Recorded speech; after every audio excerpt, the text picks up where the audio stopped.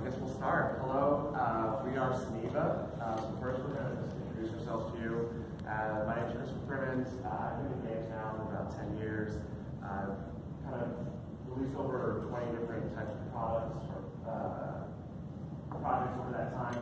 AAA space, educational space, as well as leading student teams when I was an adjunct faculty at SXSW Gaming. As my co-founder here.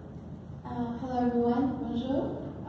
My name is Maria, and I would like to, I am the creative wizard and the artist on the team. I am responsible for everything you see beautiful and original. I have prior marketing and communications background for the company. Maybe you didn't hear about, but it's called Orange Monster. So yeah, and I'm using the mic because I was told that I do not have a loud voice because I'm from Europe. So we're going to kick things off with a brief trailer, kind of catch everybody started.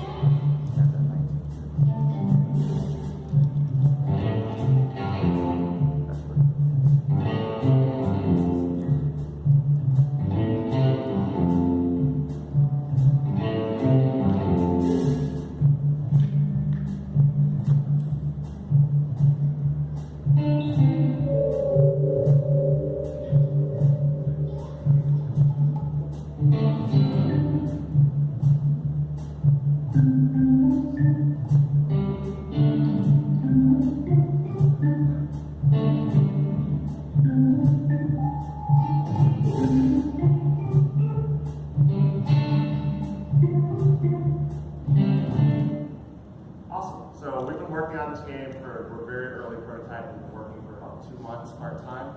And I'm going to let Maria tell you a little bit about the game. Yes, slow game. This is a single player. It's an endless runner. You basically parkour your way across the rooftops of Paris while you're collecting food items like croissants and baguettes and chocolate bars, as well as other food items that come in your way. You also customize Pepu on her hideaway, little houses that she built. She is this little girl that is homeless. She ran away from her own house because she's looking for her own self. Nevertheless, she's fearless and adventurous, and her mission is to save and keep her friends safe from the evil witch Baba Yaga. And I'll talk about that witch that comes from the deepest woods of the Eastern European folklore, hunting her and along with her mooks across the continent. She lives in a chicken house, and she has all kinds of powers that she can influence the player.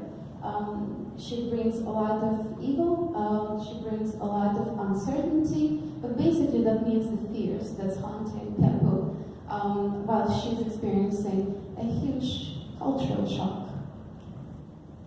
So, le gameplay, that means this is all about flipping in this game. You front flip to jump higher and farther, you back flip to outflip basically the mooks, or you spin and flip to do the same.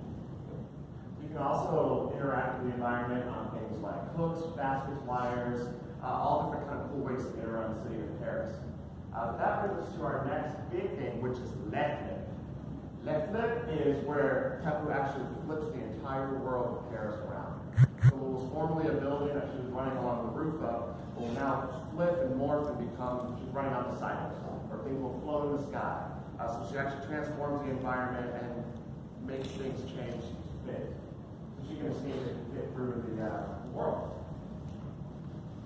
So a little bit about myself. I come from Eastern European background, and I bring a mix of things on the table. I oftenly in my childhood spent a great deal of time on the rooftops because I found freedom there. So I had to speak with birds and cats, and the cat in this game is going to be the companion, and is going to follow and power up Pepu.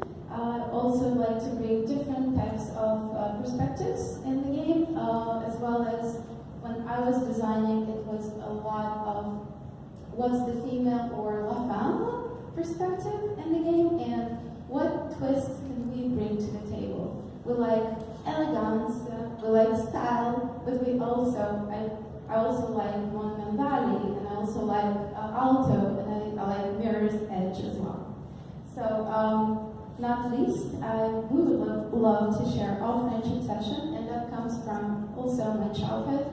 Even though in a very post-communist world, we were brought up with a lot of obsession about the music, the foods, and that's the reason you'll see that a lot of the game croissants and chocolate bars and baguettes in the portal houses that she built will be vanilla creme brulees houses and chocolate bar houses where she can nest the saved kids in there. So a little bit about the business. We're currently figuring out we can do a $2.99 pay download on iOS experience without ads, free-to-play experience on Android with an optional ad-free in-app purchase. Based on our research, we've seen that this is kind of common for games in this category, games along this type of opportunity. We do want to have additional ways to play the game, such as new themed costumes and clothes for Pepu, new characters that Pepu can unlock through gameplay or optional in-app purchases. Each character or each vehicle will also provide new physics, new movement, new ways to play the game, so that players can really customize and find a way that makes sense to them, how they want to move through the world. We look at our audience. We know that apps is popular on mobile. We know that there's a lot of female mobile gamers, and we know that they really like the design, fantasy, and completion aspects, which is why we really want to push forward on creating that customizable aspect for the character in a popular genre on mobile. Currently, we're very early prototype. We're looking to work really hard and complete a vertical slice by April, leading to a Q4 2019 release. We are definitely targeting something that is small in scope, that less than 2 people can complete within that time frame. And after that, we do want to get the game quickly out and continue to work on release additional paid content, themed challenges, themed missions, new worlds, new levels, new things to keep players engaged and interested. Kind of our needs, definitely we're going to need some help with sound and music, marketing, and launch. If we could actually get some little more help in the front end, we would definitely love to have even more environments, a little bit more engineering work, and a little bit more of everything. Just more of all the things that really make it fun. So, yeah. So that's kind of it. That's Rooftops, and thank you all for having us up here. My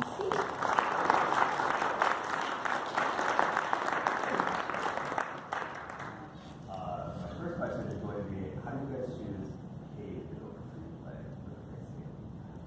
So that was something we've been looking at in terms of how our games marketing on iOS versus Android.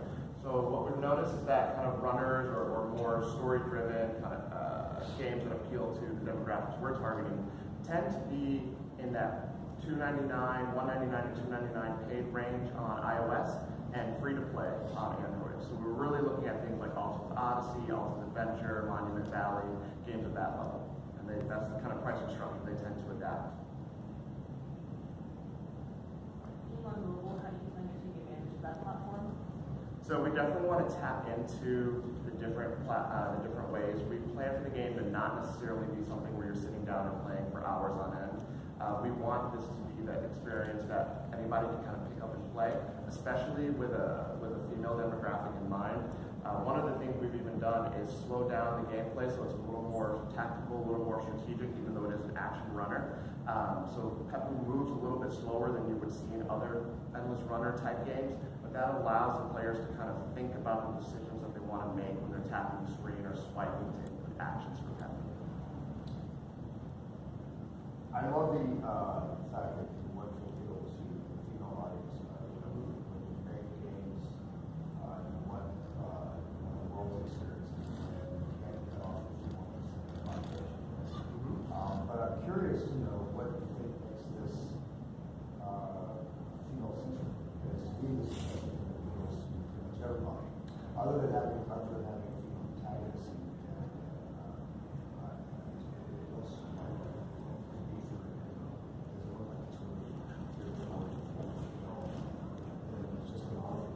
Oh yeah, definitely. Yeah, that is totally true. We are definitely targeting a kind of a broad casual audience, but the design decisions that we're taking in terms of the art and in terms of the research we did when we were coming up with our concept definitely support strong appeals to the female player base that is on there. But overall, it is definitely more of a broad casual I'd like to add that this is a runner game, but we're also adding the collectible mechanics to this. So you could basically collect and customize the chocolate houses or the creme brulee houses.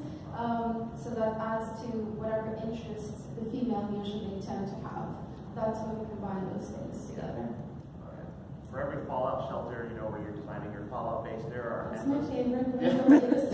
there are endless sorts of games where you're, customizing your house and laying it out, and you have different options like which couch do I want to put in here? Do I want the friends that have who rescues throughout her adventure appear on her rooftop hideaway and kind of hang out with her there too? So. And we actually talked to a lot of girls and women. They love the control effect to the game, so that's what we're trying to bring into this. So not to put you too much on the spot here, like from a legal standpoint, like so you mentioned like flip. Sounds good. Did you guys show that? Merci. Yeah. Like still the skills are beautiful. I like really love the background. Merci. How are you doing the Inception, I guess, building sequels?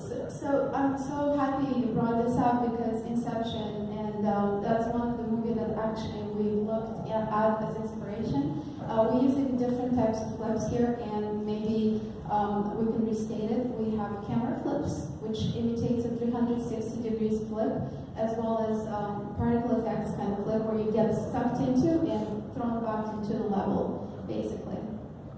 Do you guys have it running now? It sounds really cool.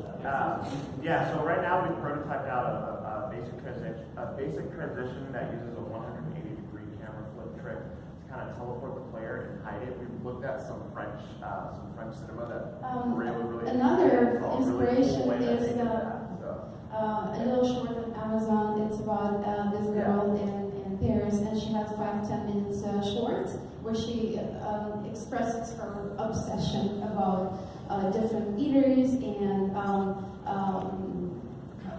houses, coffee houses, and delicatesses, and it's just, they do the same cinematic effects, and we're trying to bring that into the game as well. The strobes and cherries and all that good stuff.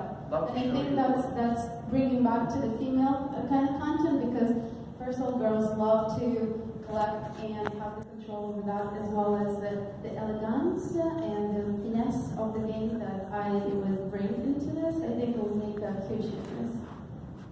We'd love to show you afterwards. The video kind of cuts off right before we do the flip.